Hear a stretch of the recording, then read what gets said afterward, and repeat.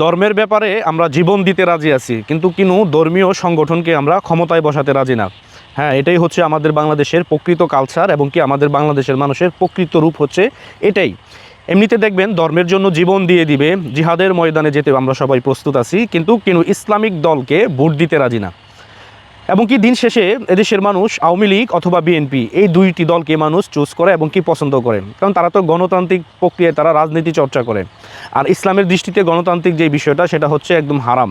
তার মানে আপনি এটি বিশ্বাস করতে পারবেন না। এখন বাংলাদেশে যত ইসলামিক দল আছে তারাও কিন্তু সেই প্রক্রিয়ায় রাজনীতি করে, যদিও তাদের বাণী যে আমরা ক্ষমতায় গেলে ইসলামিক ভাবধারায় রাষ্ট্র পরিচালনা করব, কিন্তু আপনি গণতান্ত্রিক প্রক্রিয়ায় গেলে আপনি ইসলামিক দ্বারায় বাংলাদেশ পরিচালিত করতে পারবেন না, কারণ এখানে অনেক কিছুর বিষয় রয়েছে। যেমন আমরা সবসময় দেখি যে আমরা এতটাই সিম্পেথি আমরা ধর্মের প্রতি দেখাই, কিন্তু বাস্তবে এসে কিন্তু আমরা ঠিকই আওয়ামী লীগ অথবা বিএনপি এই দুইটা দলকে আমরা চুজ করি বা তাদেরকেই আমরা ক্ষমতায় বসাই। কিন্তু দেখা যাচ্ছে যে ধর্মীয় যে সংগঠনগুলো রয়েছে তারা এমন পরিস্থিতি দেখায় যে লক্ষ লক্ষ কোটি কোটি সমর্থন তাদের পক্ষে রয়েছে, কিন্তু ভোটের বেলায় গিয়ে দেখবেন যে মানুষ ঠিকই দল করতে আপনার কখনো ভুল করে না।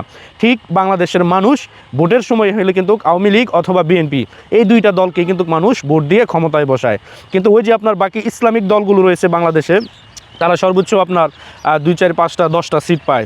আপনারা যদি দেখেন যে বিগত নির্বাচনগুলো এবং বাংলাদেশ স্বাধীন হওয়ার পরে যতগুলো নির্বাচন বাংলাদেশে হয়েছে, আপনি দেখেন গড়ে কতগুলো ইসলামিক দল কয়টা সিট পাইছে আমাদের বাংলাদেশে, গিয়ে দেখবেন আওয়ামী লীগ আর বিএনপি এই দুইটি দলে কিন্তু বাংলাদেশে নির্বাচনে জয়লাভ করেছে এবং তারা রাষ্ট্র ক্ষমতায় গিয়েছে। কিন্তু ইসলামিক দল এবং ইসলামিক দলকে এদেশের মানুষ ভোট দিয়ে ক্ষমতায় বসায়নি। তার মানে ধর্মীয় সিম্পেথি বা ধর্মীয় যে বিষয়টা আমরা সবসময় মেনে চলি, কিন্তু বাস্তবে কিন্তু আমরা সেই বিষয়টা কিন্তু আমরা বাস্তবে রূপান্তরিত করি না বা তাদেরকে ভোট দিয়ে কিন্তু আমরা ক্ষমতায় বসাই না। এটাই হচ্ছে আমাদের বাংলাদেশের মানুষের প্রধান উদ্দেশ্য। মানে এমনিতে ধর্মের জন্য আমরা সবাই জীবন দিয়ে দিচ্ছি, কিন্তু ধর্মীয় সংগঠনকে আমরা কখনো রাষ্ট্রের ক্ষমতায় বসাই না। আর বিষয়টা হচ্ছে গণতান্ত্রিক প্রক্রিয়ায় রাজনীতি করতে গেলে আপনাকে অনেক বাটপারি, সিটারি, মিথ্যা কথা এবং অনেক কিছুই আপনাকে করতে হবে, যেগুলো ইসলামে হারাম।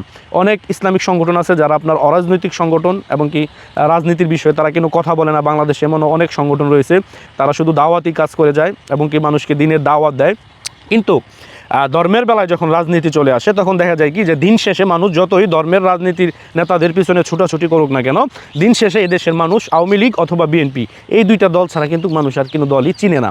তার মানে আমরা যেই ধর্মের জন্য জীবন দিতে প্রস্তুত বা ধর্মের ইসলামের জন্য আমরা জীবন দিতে প্রস্তুত হয়ে যাই, কিন্তু দেখা যাচ্ছে দিন শেষে আমরা সবাই আওয়ামী লীগ আর বিএনপি হয়ে যাই। এটাই হচ্ছে আমাদের বাংলাদেশের মানুষের প্রকৃত রূপ। আমি এই কথাটি কেন বললাম, যে দেশে 92% মানুষ যদি মুসলিম হয়ে থাকে তাহলে তো একটি ইসলামিক সংগঠন তারা বাংলাদেশের রাষ্ট্রীয় ক্ষমতায় যেতে পারত। তার মানে আমাদের যে নৈতিকতা, আমাদের যে চরিত্র, আমরা দিন শেষে আওয়ামী লীগ আর বিএনপিকে আমরা ভোট দিয়ে ক্ষমতায় বসাই। এর জন্য অনেকেই বলে যে ধর্মের নামে রাজনীতি। আসলে ধর্মের নামে কিন্তু রাজনীতি হতে পারে না। গণতান্ত্রিক যে রাজনীতি, এই রাজনীতিগুলো হচ্ছে এমনিতেই হারাম। এটা আপনাকে মেনে নিতে হবে। এই সত্যতাটা মেনেই আপনাকে রাজনীতি করতে হবে। যদি আপনি ধর্মীয় রাজনীতি করেন আর যেটাই করেন গণতান্ত্রিক, অনেকে বলে যে গণতান্ত্রিক প্রক্রিয়ায় গিয়ে আমরা ইসলামিক খেলাফত বা রাষ্ট্র কায়েম করব, এটা কখনোই সম্ভব না।